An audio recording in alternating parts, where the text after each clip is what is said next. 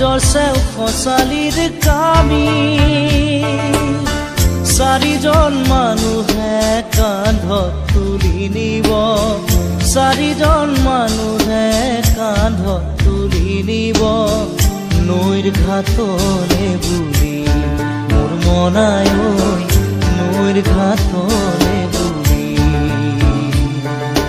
দেহৰ ভৰসা নাই বুজিছানে নাই দেহৰ ভৰসা নাই বুজিছানে নাই আজি হাঁহি আছো ক'বতো নোৱাৰো